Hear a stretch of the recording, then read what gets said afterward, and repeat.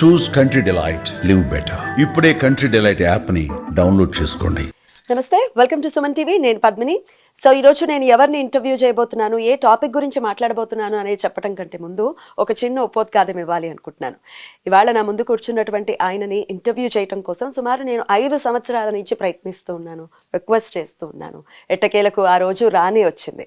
5 ఏళ్ల నుంచి వెయిట్ చేసేంత పరిస్థితి ఉందా అంటే ఖచ్చితంగా ఉంది. ఎందుకంటే ఆయన సుమారు 35 సంవత్సరాల నుంచి అస్ట్రాలజీని ప్రాక్టీస్ చేస్తూ ఉన్నారు.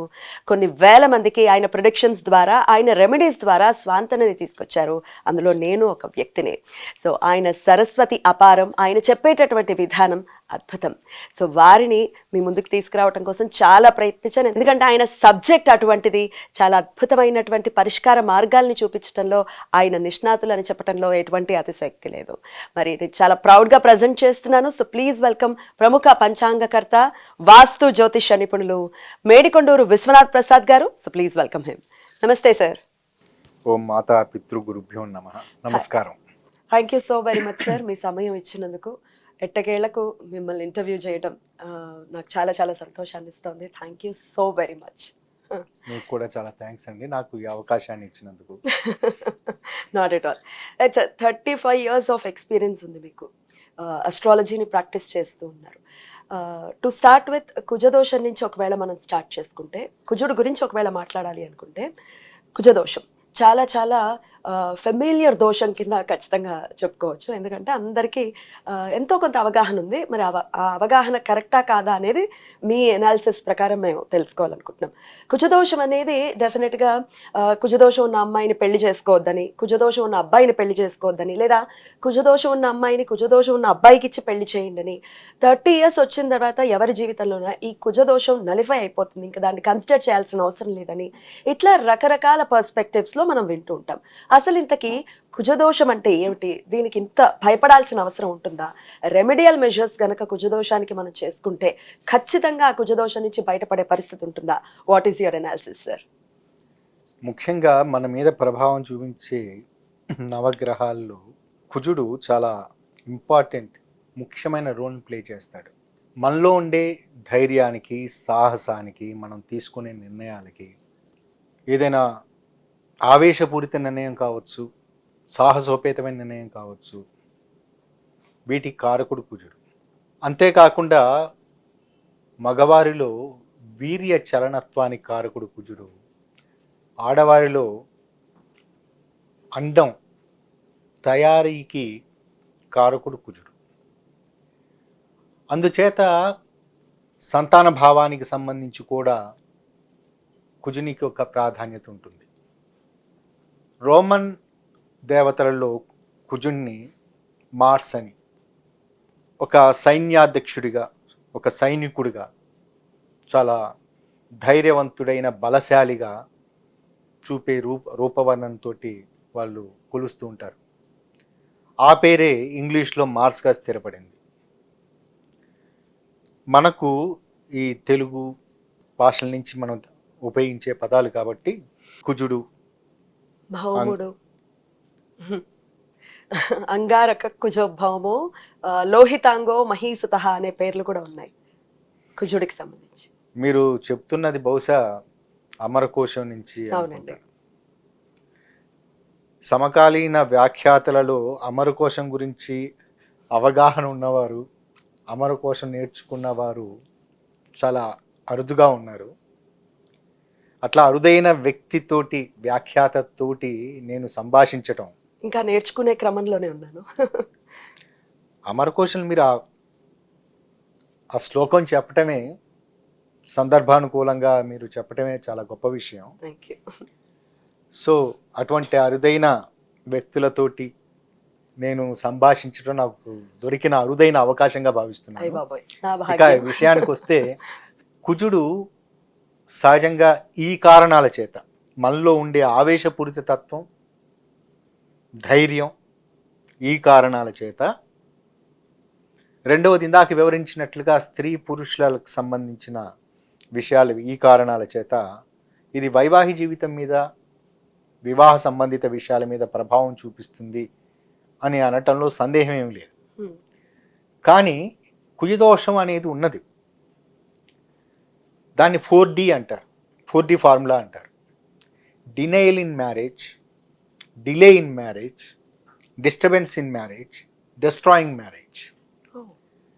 ఈ 4D ఫార్ములా అంటే 4Dకి జ్యోతిష్కులు అప్లై చేసేది. డినయల్ మ్యారేజ్, నేను ఇప్పుడు ఉన్న సామాజిక పరిస్థితుల్లో నేను బాగా చదువుకోవాలి, సెటిల్ కావాలి, సెటిల్ అయిన తర్వాత పెళ్లి చేసుకోవాలి, నా తల్లిదండ్రులను బాగా చూసుకోవాలి, మీరు ఇంత కష్టపడ్డారు, నేను మీకోసం ఒక ఇల్లు కట్టించాలి, ఏదో ఇదంతా పూర్తి సెటిల్మెంట్. లేకపోతే కాబోయే జీవిత భాగస్వామికి అంటే తను వచ్చే సమయానికి నేను ఒక మంచి పొజిషన్లో ఉండాలి, అది సహజ సిద్ధంగా జరుగుతున్న విషయం. దీన్ని మంచి పాయింట్ కింద కన్సిడర్ చేయొచ్చా? కాబట్టి డిలే ఇప్పుడున్న సామాజిక పరిస్థితుల్లో, సమకాలీన పరిస్థితుల్లో ఇది సహజంగా జరుగుతున్న విషయం. ఈ కుజదోష నిర్వచనం ఎప్పుడో పూర్వకాలంలో చేసింది, పూర్వకాలంలో కొన్ని వేల సంవత్సరాల క్రితం చేసినది. ఆ సమయంలో బాల్య వివాహాలు జరిగిన వ్యవస్థ ఉంది. అలానే స్త్రీకి స్వంత నిర్ణయాధికారం, స్వంత ఆర్థిక స్వేచ్ఛ, ఆర్థిక స్వాలంబన లేని పరిస్థితులు ఆ సమయంలో ఉన్నాయి. సో అటువంటి సమయంలో నిర్వచించిన కొన్ని కుజదోషానికి సంబంధించిన విషయాలు.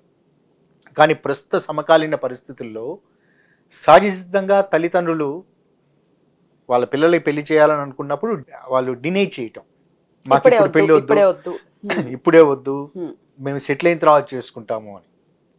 పాజిటివ్ రీజన్, అది పాజిటివ్ కుజదోషం కింద కన్సిడర్ చేయొచ్చా? మరి కాదు, అది వివరిస్తాను. రెండవది, వేరే వారిని ఒకవేళ ఇప్పుడున్న జనరేషన్ సంబంధించి వారు కొంచెం ఊహ తెలిసిన దగ్గర నుంచి మరొకరిని ఇష్టపడే పరిస్థితులు ఉంటాయి. ఆ ఇష్టంలో గాఢత పెరిగిన సందర్భాలలో కుటుంబ సభ్యులు లేదా పెద్దవారు వీళ్ళందరూ వివాహ ప్రయత్నాలు చేస్తూ ఉంటే నాకు పెళ్ళి వద్దు అంటే ఇదంతా చెప్పలేరు. నేను ఒక వ్యక్తిని ఇష్టపడుతున్నాను, ఆ వ్యక్తితోటి ఇది అని వాళ్ళు చెప్పే ధైర్యం లేక దాన్ని డిలే చేయటం. దాని తర్వాత ఒప్పుకున్న తర్వాత ఏ కారణం చేతైనా, ఒకవేళ వాళ్ళు సెటిల్మెంట్ కావచ్చు, అంటే వాళ్ళ జీవితంలో బాగా స్థిరపడటం, వారు కోరుకున్న విధంగా వాళ్ళు ఆస్తులను సమకూర్చుకోవటము, కావలసిన సంపాదనా మార్గాలు దొరకటము, ఇదంతా జరిగిన తర్వాత పెళ్ళి చేసుకుంటానని ఒప్పుకున్న తర్వాత అవకాశాలు రాకపోవటం, అంటే వాళ్ళకి నచ్చిన సంబంధాలు దొరక్కపోవటం, ఇటువంటివి. దాని తర్వాత వివాహం జరిగిన తర్వాత వేరే వేరే కారణాల చేత వాళ్ళిద్దరి మధ్య సైకలాజికల్ అండర్స్టాండింగ్ సరిగ్గా లేని కారణం చేత పరస్పర ఆకర్షణ, పరస్పరంగా ఒకరినొకరు అర్థం చేసుకునే స్థితి, లేదా మిగతా ఎన్విరాన్మెంటల్ ఫ్యాక్టర్స్, ఆర్థిక పరమైన స్థితులు, రెండు వైపులా కుటుంబపరమైన విషయాలలో ఇద్దరికుండే అసౌకర్యాలు, అసంతృప్తులు, వీటి కారణం చేత డిస్టర్బెన్సెస్ రావటం, చిట్ట చివరికి అది డెస్ట్రాయ్, అంటే అది వివాహ భావం నుంచి, వైవాహిక జీవితం నుంచి విడిపోవాలనే కోరుకోవటం, అది పరాకాష్ట. ఇందులో ఒకరికి కుజదోషం ఉన్న సందర్భంలో మరొకరికి కుజదోషం లేని వ్యక్తిని పెళ్లి చేసుకుంటే ఆ వ్యక్తి త్వరగా చనిపోతాడు, వైధవ్య యోగం వర్తిస్తుంది అని అనుకోవటం అది సమంజసమైన విషయం కాదు. ఎందుకంటే ఎవరికి అంటూ వారికి జాతకం ఉంటుంది, ఆ జాతకంలో వారికి ఎప్పుడు గంటకాలం ఉంటుందో, ఎప్పుడు వారికి మారకం ఉంటుందో అది ముందుగా నిర్ణయించబడి ఉంటుంది. దానికంటూ ఒక ప్రత్యేకమైన ఇది ఉంటాయి. జీవిత భాగస్వామి ఒక వ్యక్తిని పెళ్లి చేసుకోవటం వల్ల ఒకరి మరణం వస్తుంది, అకాల మరణం వస్తుంది అని అనుకోవటం అది సమంజసమైన విషయం కాదు. కాకపోతే గండం జరగవచ్చు, చిన్న చిన్న గండాలు ఏర్పడవచ్చు, యాక్సిడెంట్స్ జరగవచ్చు. ముందుగానే కుజదోషం లేని వ్యక్తి చనిపోతాడు అని అనుకోవటం అనేది అది సహజమే, కరెక్ట్ అయిన విషయం కాదు, ఒకటి. రెండో విషయం, భార్యాభర్తలు ఇద్దరు కుజదోషం లేని ఇద్దరికీ కుజదోషం లేదు అనుకుందాం, లేదా ఇద్దరికి కుజదోషం ఉంది అని అనుకుందాం. అటువంటి సందర్భాల్లో మనం ఎక్కడైనా భార్యాభర్తలు ఒకేసారి చనిపోవటం అనేది చూస్తున్నామా? చాలా అరుదైన సందర్భాలలో యాక్సిడెంటల్ డెత్స్, ఇటువంటివి సందర్భాలలో తప్ప మిగతా సందర్భాల్లో చూడటం. ఇది కేవలం ఒకరికి అనారోగ్యాన్ని సూచించే లక్షణాలు, అంటే ఇంపాక్ట్ ఉండొచ్చు. జీవిత భాగస్వామికి ఉదాహరణ, జీవిత భాగస్వామి తరచూ అనారోగ్యానికి గురవుతున్నారు అని అనుకుందాం. దాన్ని చూసి వారికి సేవలు చేయటానికి, వారికి సంబంధించి వీరి ఉద్యోగానికి సంబంధించి తరచూ సెలవులు పెట్టవలసిన పరిస్థితి, లేదా ఉద్యోగానికి రాజీనామా చేయవలసిన పరిస్థితి, ఇటువంటివి ఏర్పడుతూ ఉంటాయి. రైట్. లేదా ఒక జీవిత భాగస్వామి వారు తరచూ రకరకాల కారణాల చేత, మానసిక ఒత్తిడి కారణం చేత వింత వింత ప్రవర్తనతోటి వ్యవహరిస్తూ ఉన్న సందర్భాలలో, లేదా ఆర్థికపరమైన కారణాల చేత ఉన్న సందర్భాల్లో మరొకరికి దాని పర్యవసానంగా అనారోగ్యం ఏర్పడవచ్చు. కాబట్టి ఒకరి ద్వారా మరొకరికి అనారోగ్య సూచనలు ఉండే అవకాశాలు ఉంటాయి.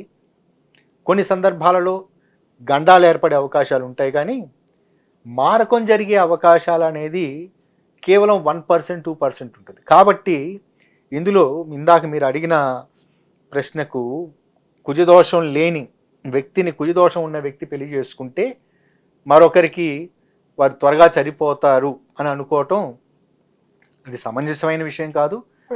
ఇది ఒక ఎక్కువ ప్రచారంలో ఉన్న విషయం.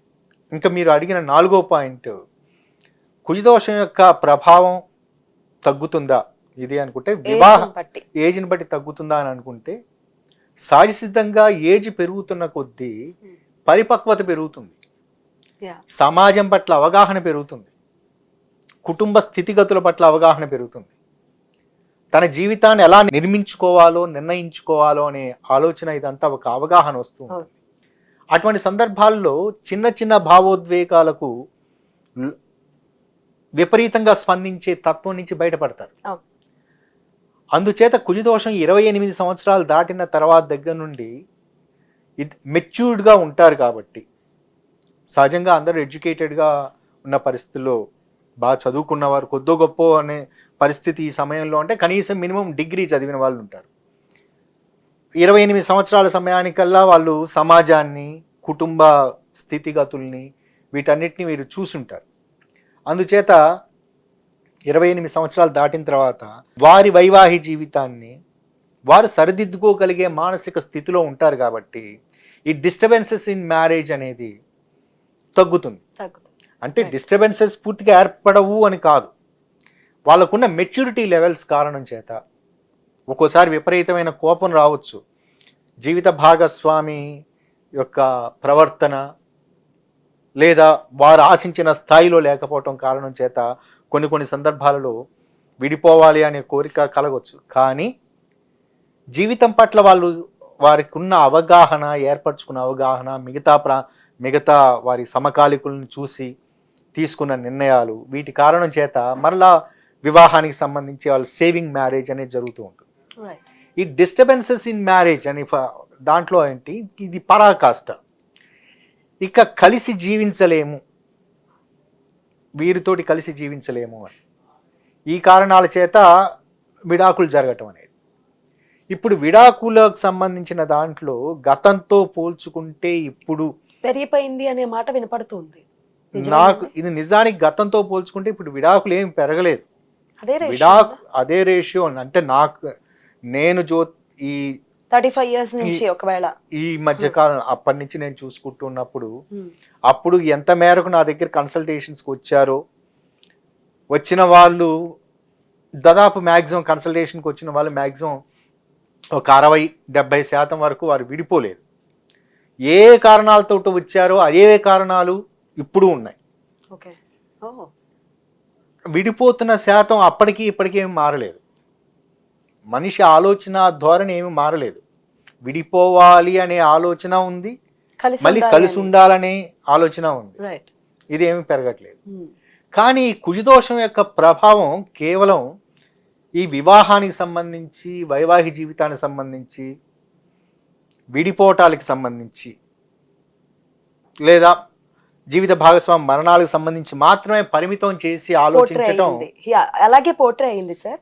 అయితే మన వ్యక్తిత్వం మీద కూడా ఏమైనా ప్రభావం చూపిస్తుందా కుజదోషం అనేది? దాని గురించి కూడా ఒక్కసారి మీరు చెప్పాలి. అలాగే ఏ భావాల్లో ఉంటే కుజదోషం వర్తిస్తుంది అనేది కూడా ఒక్కసారి చెప్పండి సార్. ఇప్పుడు మన ముందు వివరించుకున్నట్లుగా కుజుణ్ణి మనలో ఉన్న ధైర్యానికి ప్రతీకగా, లేదా సహజంగా సింబాలిజం. ఒక గ్రహం, ఆ గ్రహం వలన మనకు ధైర్యం వస్తుందని కాదు. ఆ గ్రహం ఆ పొజిషన్లో ఉన్నట్లయితే మన ధైర్యం పాలు ఇంత స్థాయిలో ఉంటాయి అని. కాబట్టి మనం తీసుకునే నిర్ణయాలు ఏదైనా ఒక నిర్ణయం, ఉదాహరణకి ఇక్కడి నుంచి కిందకి వెళ్ళాలి, స్టెప్స్ ద్వారా వెళ్ళాలి, లేదా లిఫ్ట్ ద్వారా వెళ్ళాలి. ఇటువంటి దాంట్లో ఒకవేళ నాకు చిన్న ఫోబియా ఉందనుకోండి, ఈ ఎలివేటర్ ఎక్కి దిగటం అనే ఫోబియా ఉన్నదే అనుకోండి, అది ధైర్యానికి సంబంధించిన విషయం. అంటే ధైర్యం పాలు తగ్గినప్పుడు భయం పాలు పెరుగుతాయి. రెండు, ధైర్యం భయం రెండు ఒకే రకమైన మానసిక స్థితులు. సో మనం తీసుకునే నిర్ణయం, ప్రతి నిర్ణయం, ఒక కాఫీ తాగటం, ఆ కాఫీ తాగటం అది వెచ్చగా ఉన్నప్పుడు తాగితే నోరు కాలుతుందేమోనని భయం. అందుకని చాలా మంది మీరు చూసుంటారు, చల్లటి కాఫీనే తాగుతూ ఉంటారు. అంటే వెచ్చటి కాఫీ తెప్పించుకొని చల్లగా తాగుతూ ఉంటారు. ఇది ధైర్యంలో కొంత పాలు తగ్గటం. ఇంత సూక్ష్మంగా ఉంటుందా? ప్రతి విషయం, మనం తీసుకునే ప్రతి నిర్ణయంలో కుజుని యొక్క ప్రభావం ఉంటుంది. అంటే మనం తీసుకునే ఏ విషయం అయినా, మనం మాట్లాడే ఏ విషయం అయినా, మన చర్య ఏదైనా దాన్ని ప్రస్ఫుటీకరించడానికి, వ్యక్తీకరించడానికి ధైర్యం అనేది అవసరం, లేదా భయం అనేది అవసరం కదా.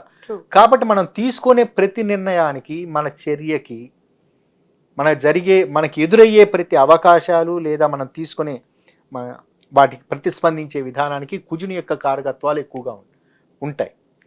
దాన్ని మనం అందుచేత ఈ కుజునికి సంబంధించిన విషయాలలో విశ్లేషణ చేసుకుంటున్నప్పుడు రకరకాల ఫోబియాలు ఉంటాయి. అంటే భయాలు, ఫోబియా అంటే నథింగ్ బట్ భయాలు, రకరకాల ఫోబియాలు ఉంటాయి. ఆన్ దట్ నోట్, మనం ఈ ఫోబియాస్ గురించి సపరేట్ గా ఒక వీడియోస్ కనుక ప్రెజెంట్ చేస్తే ఇంకా యూస్ఫుల్ గా ఉంటుంది అనేది నా థాట్ ప్రాసెస్. తప్పనిసరిగా మనకు ఫోబియాలు ఏ కారణాల చేత, ఏ గ్రహస్థితుల కారణం చేత, నాట్ ఓన్లీ ఫోబియా, మానియాక్ అంటే ఒక విషయాన్ని పట్ల తీవ్రంగా అదే కావాలని కోరుకోవటం. అంటే అది కూడా ధైర్యానికి సంబంధించిన విషయం. అప్పుడు కూడా కుజుని పాత్ర ఉంటుంది. మానియా అంటారు. ఇప్పుడు మనం సినిమాలకు సంబంధించి ఒక ప్రత్యేకమైన మానియా నడుస్తుంది అంటాం. అదేమిటి, జనాల్లో ఒక విపరీతమైన ఒక క్రేజ్ రావటం, ఒక దాని పట్ల పరిపూర్ణమైన ఆసక్తి, అదే చేయాలనే తపన ఉండటం. ఈ రెండు లక్షణాలకు, ఫోబియాలకి, మానియాలకి కుజుని యొక్క పాత్ర చాలా ఎక్కువగా ఉంటే ఇబ్బంది పడే పరిస్థితి, ఒకవేళ ఫోబియా వల్ల ఇబ్బంది పడినా, మానియాల వల్ల ఇబ్బంది పడినా రెమెడియల్ మెజర్స్ హెల్ప్ అవుతాయా? ఖచ్చితంగా మొట్టమొదటి రెమెడియల్ మెజర్స్ తీసుకోవాల్సింది ప్రాక్టికల్ రెమెడియల్ మెజర్స్.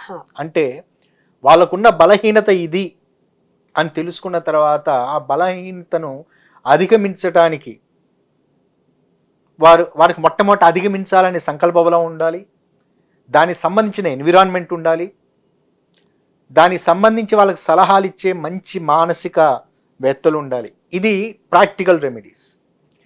దీని తర్వాత స్పిరిచువల్ రెమెడీస్ హిందూయిజానికి సంబంధించి కొన్ని మంత్రాలు చేసుకోవటం, లేదా కొన్ని రకాల కలర్ రెమెడీస్ పాటించటం, లేదా జెమ్ రెమెడీస్ పాటించటం.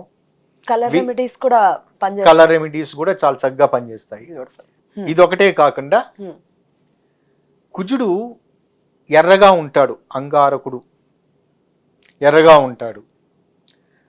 మన శరీరంలో రక్త కణాలు, ఎర్ర రక్త కణాలను ప్రభావితం చేసే గ్రహం కుజుడు. రెండవది, ఈ రక్త ప్రవాహానికి సంబంధించి ప్రధాన పాత్ర పోషించేది ఏమిటి? గుండెకి సంబంధించిన సంకోచ వ్యాకోచాలకి, అంటే రక్తం సరఫరా ఇది కావటం, అందులో ఎర్ర రక్త కణాలు అంటే చాలా ఎర్రగా ఉండటం, ఇది అంటే అందులో ఆక్సిజన్ నింపుకోవటం, ఊపిరితిత్తుల నుంచి ఆక్సిజన్ తీసుకొని దాన్ని నింపటం. అంటే ఊపిరితిత్తుల మధ్య, రెండవది గుండెకి మధ్య జరిగే ప్రక్రియ లేదా జరిగే ఆ చర్య, వాటి కారకుడు కుజుడు. అలానే పునరుత్పత్తికి సంబంధించి ముందు వివరించినట్లుగా వీర్య కణాల చలనత్వానికి కారకుడు కుజుడు. కాబట్టి కుజుని యొక్క కారకత్వాల వలన మనం ఆరోగ్య సంబంధిత విషయాలు, వాటి గురించి ఏమేమి ఎటువంటి రకాల అనారోగ్య సమస్యలు రావచ్చు అనే విషయాల గురించి తెలుసుకోవచ్చు. అది ఒక డయాగ్నోస్టిక్ సిస్టమ్ ద్వారా చూసుకోవచ్చు. రెండవది ప్రివెంటివ్ సిస్టమ్ ద్వారా, అంటే జ్యోతిష్య శాస్త్రం ద్వారా తెలుసుకోవటం వలన ఇటువంటి అనారోగ్య లక్షణాలు నాకు వస్తాయి అని తెలిసి దాని గురించి అవి రాకుండా జాగ్రత్త పడటానికి prevention is better than cure కదా. అది ఒకటి. రెండవది జ్యోతిష్య శాస్త్రం డైరెక్ట్గా ఇది జాతకాల గురించి విశ్లేషణ ఇలా జరగవచ్చు అని చెప్తుంది, కానీ పరిహారాల గురించి అది మతానికి సంబంధించింది.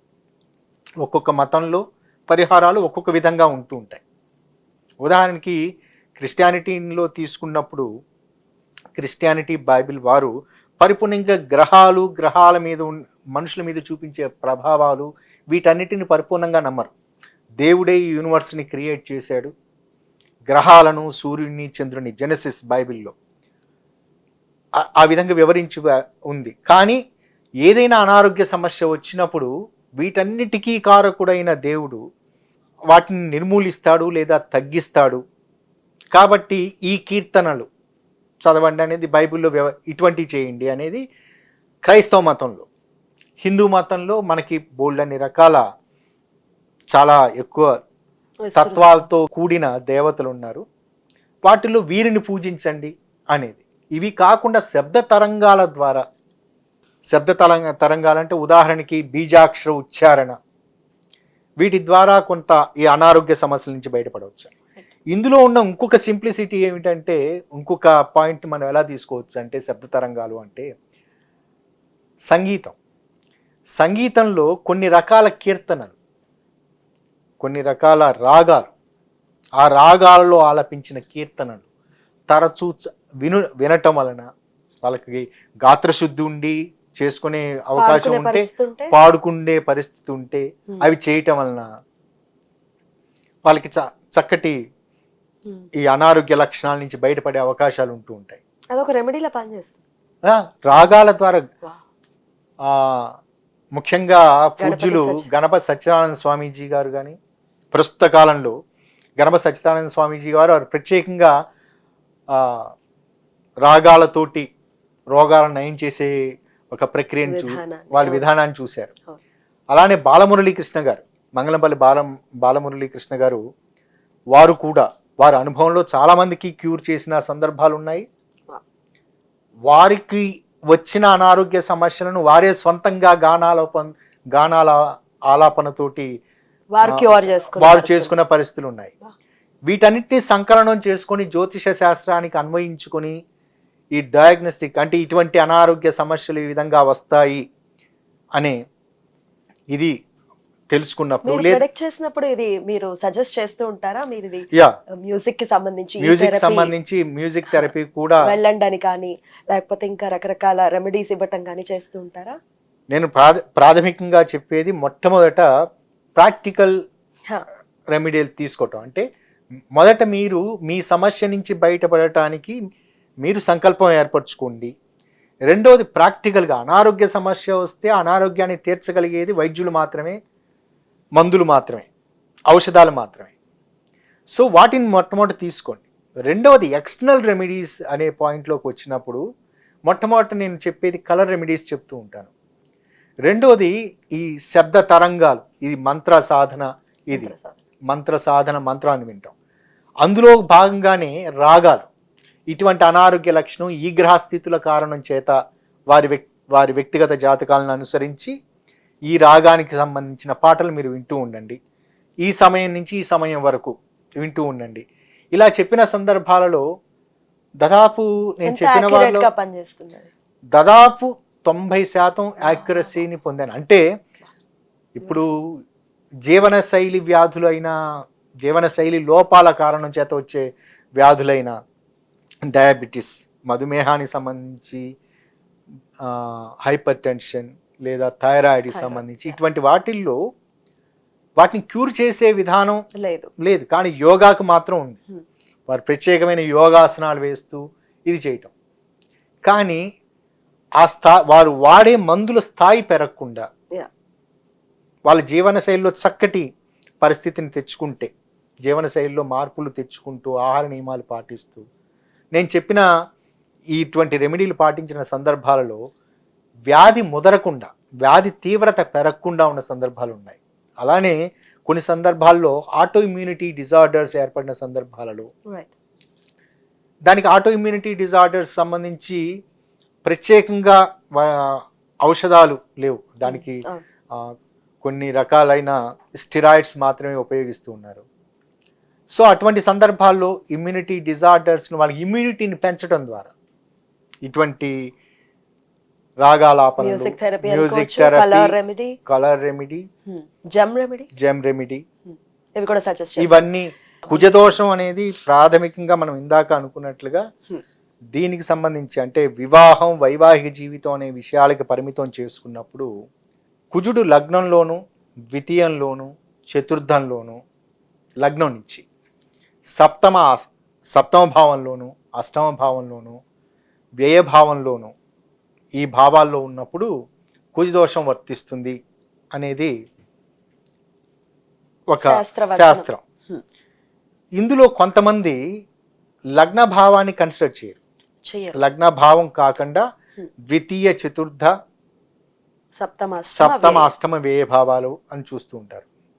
ఇందులో ఇది కుజదోషం వర్తించకపోవటానికి అది వర్తించని ఇదేమిటంటే ముఖ్యంగా చంద్ర రవి శని రాసులైన కర్కాటక సింహ మకర కుంభరాశులకు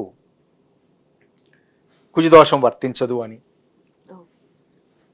దాని తర్వాత కుజుని స్వక్షేత్రాలు ఉచ్చ క్షేత్రాలు అయిన వాటికి మకరానికి వర్తించదని, స్వక్షేత్రం మేషం అలాగే వృచ్చిక ఈ లగ్నాలకి వర్తించదు అని. ఉచ్చ క్షేత్రానికి కూడా వర్తించదా? కుజుడు ఉచ్చలో ఉన్నప్పుడు కూడా వర్తించదని నేను వివరిస్తున్నాను. దాని తర్వాత లగ్నంలో శుక్ర గురు పూర్ణ చంద్రగ్రహాలు ఉన్న సందర్భాలలో లేదా కుజుడు చంద్రునితోటి కలిసి ఉన్న సందర్భంలో కుజదోషం వర్తించదు అని ఇట్లా మన క్లాసికల్ టెక్స్ట్లో కొన్నింటిలో వివరించబడి ఉన్నాయి. కానీ ప్రాక్టికల్గా చూసుకున్నప్పుడు కుజదోషం అనేది అంటే భయానకమైన ఇందాక వివరించినట్లుగా భయానకమైన స్థితి అది కాకుండా ప్రతి లగ్నానికి కుజదోషం కొద్దో గొప్ప వర్తించే అవకాశం ఉంటుంది. కొద్దో గొప్ప అంటే డిస్టర్బెన్సెస్ సంబంధించిన విషయాలు ఇందాక చెప్పినట్లుగా వివాహ భావాన్ని అది వారి వ్యక్తిత్వంలో ఉండే లోపాల కారణం చేత. అందుచేత ఏం చేస్తూ ఉంటానంటే కుజదోషం ఉన్నది అని తెలిసిన తర్వాత ఒకవేళ వారి వివాహం జరిగి అయిపోయి ఉన్నట్లయితే వైవాహిక జీవితంలో వాళ్ళు తీసుకోవాల్సిన జాగ్రత్తల గురించి చెప్తూ ఉంటాను.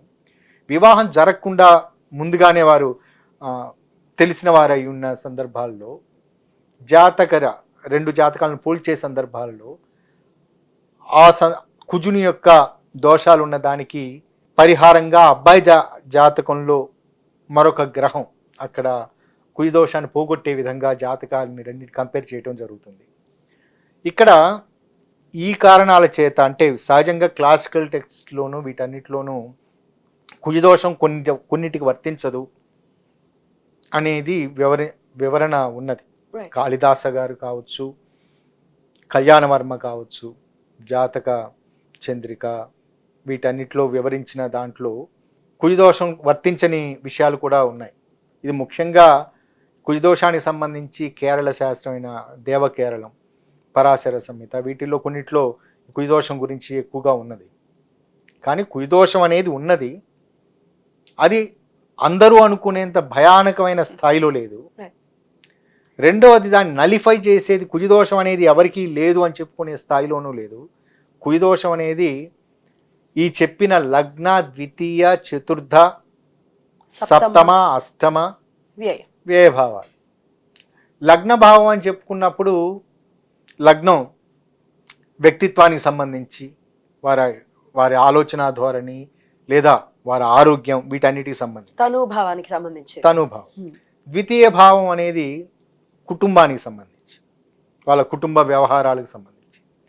చతుర్థ భావం అని సంబంధించి కంఫర్ట్స్ అంటే సుఖం, వాళ్ళ కుటుంబంలో ఉండే వారికి మామూలుగా ఉండే సుఖం. సప్తమ భావం అనేది హస్బెండ్ లేదా ఆ వైఫ్ సంబంధించి సూచన. Partners. అష్టమ భావం అనేది లాంజివిటీ, మాంగళ్య భావం అంటారు, మారక భావం అంటారు. మన ఆయుష్ 8th house. ఆయుష్ హౌస్, ఆయుష్ని అంచనా వేయటం 8th హౌస్ కి బట్టి. ప్రాధాన్యత ఇవ్వాలి, ఓకే కేవలం 8th హౌస్ వల్ల కాదు. Okay 12th house physical sexual comforts, bed comforts, luxuries, వీటిని సూచిస్తుంది 12th హౌస్. కాబట్టి ఈ భావాలకు సంబంధించి లగ్నం నుంచి ఈ రాసుల్లో ఉంటాయి. రెండవది మరొకటి, లగ్నంలోనే కాకుండా కుజుడు చంద్రుడి నుంచి కూడా ఈ భావాల్లో ఉన్నప్పుడు అని, ఓకే శుక్రుడి నుంచి కూడా ఈ భావాల్లో ఉన్నప్పుడు అని, అప్పుడు అందరికీ వర్తిస్తుంది కదా సార్. అదే చెప్పబోతున్న విషయం. దాని తర్వాత నవాంశలో కూడా ఇలా ఉంటే కుజ దోషం వర్తిస్తుంది అనుకున్నప్పుడు దాదాపు పుట్టిన ప్రతి ఒక్కరికి దాదాపు 90% వ్యక్తులకు కుజదోషం కుజ దోషం వర్తించే అవకాశాలు ఉంటాయి. అందుకని వీఆర్ కన్ఫైన్డ్. దాన్ని పూర్తిగా చూసుకున్నప్పుడు కన్ఫైన్డ్ టు లగ్న అంటే ఇది ఎక్స్పీరియన్స్ వలన చాలామంది, కేవలం నా వ్యక్తిగత ఎక్స్పీరియన్సే కాదు, నాకంటే ఎక్కువ ఎక్స్పీరియన్స్ ఉన్న గురువులు, వారి ద్వారా నేర్చుకున్నది, వారు ఎక్కువ జాతకాలు చూసిన వారి ద్వారా తెలుసుకున్న విషయాలు, వీటన్నిటిని అంచనా వేసుకున్న తర్వాత లగ్నం నుంచి మాత్రమే అని, ఒకవేళ చంద్రుడి నుంచి కూడా ఉంటే కుజదోషం యొక్క ప్రభావం ఇంకొంచెం పెరిగింది అని, నవాంశలో కూడా అటువంటి లక్షణాలు ఉంటే ఇంకాస్త పెరిగి. ఉదాహరణకి రాశి చక్రంలో కుజదోషం లేదు, నవాంశలో మటుకు ఇటువంటి లక్షణాలతోటి కుజదోషం ఉంది. అప్పుడు నేను పరిగణలోకి తీసుకోను, అంటే కుజదోష లక్షణంగానే తీసుకుంటాను. కుజదోషం అని చెప్పను, కుజదోష లక్షణం అని చెప్తాను. ఉదాహరణకి లగ్నం నుంచి లేదు, చంద్రుడి నుంచి ఉంది, కొంత ప్రభావం ఉండొచ్చు. చంద్రుడు మనస్కారకుడు కాబట్టి, కుజుడు ఆవేశపూరిత తత్వానికి సంబంధించిన వాడు కాబట్టి కొంత ప్రభావం ఉండొచ్చు. శుక్రుడి నుంచి ఉంది అనుకోండి, శుక్రుడి నుంచి అంటే లగ్నం నుంచి చంద్రుడి నుంచి కాకుండా కుజదోషం యొక్క ప్రభావం, కుజదోషం అని దాన్ని తీసుకోము. వాళ్ళు వాళ్ళ లైంగిక వాంఛలు లేదా పారవశ్యతకు సంబంధించి, సంతాన భావానికి సంబంధించి ఏదైనా లోపాలు ఉండే అవకాశాలు ఉంటాయేమని చూస్తూ ఉంటాం. కాబట్టి ఈ అభిప్రాయం కూడా తప్పు. లగ్నం నుంచి చంద్రుడి నుంచి శుక్రుడి నుంచి ఈ భావాల్లో ఉంటే కుజదోషం అని, నవాంశలో కూడా ఉంటే కుజదోషం అని. కాబట్టి వీటి గురించి పరిపూర్ణ విశ్లేషణ లగ్నాల వారిగా మాట్లాడుకుందాం. అది చూసే వాళ్ళకు కూడా ఉపయోగకరంగా ఉంటుంది. రెమెడీస్ అయితే ఏమి ఇస్తారు కుజదోషానికి మీరు? ఒకటి ప్రాక్టికల్ గా ఆల్రెడీ చెప్తారు, ప్రాక్టికల్ గా కాకుండా ఇంకేమైనా? ప్రాక్టికల్ గా కాకుండా అదే రెమెడీస్, కలర్ రెమెడీస్ ఇస్తారు. First colour remedies, gem remedies. అది వాళ్ళ జాతకాన్ని చూసిన తర్వాత జాతకాన్ని చూసిన తర్వాతనే కామన్ గా మనం చేసేసుకోవాలి. కామన్ గా అంటే ఇప్పుడు కుజదోషం కి సంబంధించి జెమ్ రెమెడీస్ ప్రాథమికంగా చెప్పేది 3 జెమ్ రెమెడీస్ అంటే. ఈ 3 ఏమిటి? ఒకటి కుజునికి సంబంధించి పగడం అని చెప్పాలి అంటే ఇందులో అనుకూల పద్ధతి, ప్రతికూల పద్ధతి. కుజుడు దోషి అని అంటే కుజుడు ఇక్కడ మనకు అపకారం చేసేవాడనే భావనే కదా, దోషంగా ఉన్నది అనే కదా. కాబట్టి ఆ దోషానికి సంబంధించి అదే రత్నం ఇచ్చినప్పుడు ఇంకా ఎక్కువ దాని ఎక్కువ అవుతుంది కదా. ఇప్పుడు అతని పొటెన్షియల్ని పెంచుతున్నట్లే కదా, అది పరిహారం కింద రాదు. కాబట్టి ఇక్కడ ఏం చేస్తాము, ఏం చేయాలి? కుజునికి సంబంధించిన కుజునికి యొక్క సహజ మిత్రులు రవి గురుగ్రహాలు, వారికి సంబంధించి ఆ 2 గ్రహాలకు సంబంధించి ఏదైనా ఇవ్వాలి. సహజ సిద్ధంగా గురుగ్రహం రవిగ్రహం సహజ మిత్రులు కాబట్టి వాటికి సంబంధించిన ఏదైనా రెమెడీ ఇవ్వాలి అని అనుకుంటే ఆ రెండిట్లో దేనికి ఇవ్వాలి, అవి ఎలా ఉన్నాయి, అది అప్పుడు ఆ రెండిట్లో ఏ జెమ్ రెమెడీ ఇవ్వాలి, ఏ మోతాదులో ఇవ్వాలి అనేది. అంటే పూర్తిగా wave length of the planet, దాని వేవ్ లెంత్ ఆఫ్ ద ప్లానెట్ని అర్థం చేసుకోవాలంటే ఆ పుట్టిన సమయానికి రైట్ అసెన్షన్ అంటే ఉత్తర ఆరోహణ క్రమం ఉండే ఆ గ్రహానికి సంబంధించి వేవ్ లెంత్ని అర్థం చేసుకుని ఆ జెమ్ ఏ స్థాయిలో ఎలా ఉండాలి, ఎంత బరువు ఉండాలి, ఏ రూపంలో ఉండాలి అనేది చూసుకోవడం జరుగుతుంది. అది జెమ్ రెమెడీ. అది వాళ్ళ జాతకాన్ని చూసిన తర్వాత మాత్రమే. జాతకం. ఏమంటే మా దగ్గర జాతకం లేదు, టైం లేదు, ఏమీ లేవు అని వాళ్ళకి కామన్ గా చేసుకోవడానికి ఏం లేవా? జాతక చక్రం లేనప్పుడు కుజదోషం అనే విశ్లేషణ ఎక్కడ ఉంటుంది? కాదు, కానీ ప్రాక్టికల్ గా ఈ ప్రాబ్లమ్స్ వస్తున్నాయి వైవాహిక జీవితంలో, ఇబ్బందులు అప్పుడు వారి చేతుల ద్వారా పామిస్ట్రీ అనేది ఉన్నది. మీరు పామిస్ట్రీ చూస్తారు. నేను పామిస్ట్రీ కూడా ప్రాక్టీస్ చేస్తూ ఉంటాను. అంటే ఇందులో ప్రధానంగా పామిస్ట్రీని ఎందుకు చూస్తూ ఉంటాను అంటే, మీరు అడిగిన ఇందాక టైం, కొంతమంది చాలా మంది టైంలు ఉండకపోవచ్చు, వాళ్ళు పుట్టిన టైం సరిగ్గా వాళ్ళ పెద్దవాళ్ళు నోట్ చేసుకొని ఉండకపోవచ్చు. అప్పుడు రెండు చేతుల హస్త సాముద్రికం చూడటం, వారు పుట్టుమచ్చలు చూడటం, రెండోది వారి అంగ సాముద్రికం, వారు ఎలా ఉన్నారు ఏమిటి వాళ్ళ ఆకారానికి సంబంధించి చూసి గ్రహస్థితిగతులు దాన్ని పోల్చుకొని, దాన్ని నష్టజాతక పద్ధతి అంటారు. అంటే ఈ సమయంలో వీరు పుట్టి ఉండవచ్చు, ఇంచుమించు ఒక 90% వరకు మనం యాక్యురసీకి దగ్గరగా వచ్చే అవకాశం ఉంటుంది. ఓకే, అప్పుడు వాళ్ళకి ఏదైనా దోషాలు ఉన్నప్పుడు, లేదా చేతులు చూసి హస్త సాముద్రికం ద్వారా కూడా రెమెడీస్ చెప్పే అవకాశం ఉంటుంది. కానీ అది ఖచ్చితంగా చూడవలసిందే. కామన్ గా మీరు ఈ పూజ చేసేసుకోండి, లేకపోతే ఈ మంత్రం చదివేసుకోండి అనడానికి ఏముండవా? అలా చెప్పడానికి అవకాశం లేదు. ఇప్పుడు ఒక్కొక్కరి మనస్తత్వం ఒక్కొక్క డిఫరెంట్ గా ఉంటుంది. ఆ మనస్తత్వంలో ఉన్న లోపాలు కామన్ గా వింటూ ఉంటాం కదా, సుబ్రహ్మణ్యేశ్వర స్వామి ఆరాధన చేయండి, సహజంగా నరసింహస్వామి ఆరాధన చేయండి, వింటూ ఉంటాం. ఇది అన్నిటికంటే ముఖ్యమైన విషయం. అందుకని మన పూర్వీకులు చెప్పింది, మీరు ఏ పూజ చేయటం ఇదంతా మీ కులాచారం ప్రకారం, మీకు ఒక్కొక్క కులానికి ఒక దైవం ఉంటారు. కులాచారం, వంశాచారం, ఆ దైవాన్ని పూజించండి. ఆ దైవానికి సంబంధించిన పూజలు మాత్రం అది మీ స్వధర్మాన్ని పరిపూర్ణంగా పాటించండి. మీరు మిగతావి ఏవి దేవాలయాలకు వెళ్ళాల్సిన అవసరం లేదు. ఒక ప్రత్యేకమైన సమస్య, ఎందుకంటే ఆ జీన్స్, ఆ కులాచారము, ఆ వంశాచారం అన్నప్పుడు ఆ జీన్స్ సంబంధించే కదా వారికి వచ్చే సమస్యలు లేదా మానసిక పరమైన ఇది. దానికి సంబంధించి పూర్వీకులు ఎప్పుడో నిర్ణయించారు. నరసింహస్వామి, మా కులదైవం నరసింహస్వామి అని కొంతమంది చెప్తారు. ఖచ్చితంగా రెక్టిఫై చేస్తారు. వారి ప్రత్యేకమైన వేరే పూజా విధానాలు పాటించవలసిన అవసరం లేదు. కానీ ఏదైనా సపరేట్ గా చేయాలి అన్న ఆలోచన ఇదంతా ఉన్నప్పుడు, వారి ఏదన్నా ప్రత్యేకమైన దేవాలయానికి వెళ్ళండి ఇదని చెప్పాలన్నప్పుడు వాళ్ళ జాతకాన్ని పరిపూర్ణంగా చూస్తేనే చెప్పగలరు. లేకపోతే మీరు ఆ సమస్య ఏమిటో వాళ్ళ మానసిక ఏదైనా మనసును బట్టే కదా తెలిసిన వాళ్ళకున్న సమస్య ఏమిటి, ఏ కారణాల చేత ఏర్పడుతుందని తెలుసుకున్న తర్వాత మాత్రమే మనం ఈ పూజలు చేయొచ్చు. అలా కాకుండా అందరికీ కలిపి గంపగుత్తగా ఈ విధంగానే ఈ దేవాలయానికి వెళ్ళండి. ఇప్పుడు ఉదాహరణకి కొన్ని చోట్ల సంతాన భావానికి సంబంధించి అనుకున్నప్పుడు సుబ్రహ్మణ్య స్వామి ఆరాధన చేయండి, మంచిదే. సుబ్రహ్మణ్య స్వామి ఆరాధన సంతాన భావానికి ఉపయోగపడుతుంది. కానీ ఇంకా డీపెస్ట్ అనాలిసిస్లోకి వెళ్ళి సుబ్రహ్మణ్య ఆరాధనతో పాటుగా మరొకటి ఏదైనా చేయటం ఇంకాస్త అక్యురేట్ రిజల్ట్ ఇవ్వడానికి ఉపయోగపడుతుంది. రైట్ సార్, బ్యూటిఫుల్ సార్, చాలా అద్భుతంగా మాకు వివరిస్తూ ఉన్నారు. కాకపోతే మనం ఒక్కొక్క లగ్నాల వారీగా కూడా చెప్పుకుందాం నెక్స్ట్ వీడియోస్ లో. ఇంకాస్త వాళ్ళు ప్రిసైజ్లీ వాళ్ళకి ఉపయోగపడుతుంది అంటే, మేష లగ్నం వాళ్ళు ఖచ్చితంగా వాళ్ళ ఆ వీడియోని చూసుకుంటారు, ఏమేమి ఎలా వాళ్ళ ప్రాక్టికల్ గా చేసుకోవాల్సినటువంటి పరిహారాలు ఏవైతే ఉన్నాయో అవి పాటించుకుంటారు. సో అది యూస్ఫుల్ గా ఉంటుంది. ఓకేనా సార్? రైట్, ఇప్పటికైతే నాకైతే చాలా బ్యూటిఫుల్ గా అనిపించింది. అర్థమయ్యే రీతిలోనే మీరు ఎక్స్ప్లెయిన్ చేశారు. Thank you so very much. నమస్తే సార్. నమస్కారం.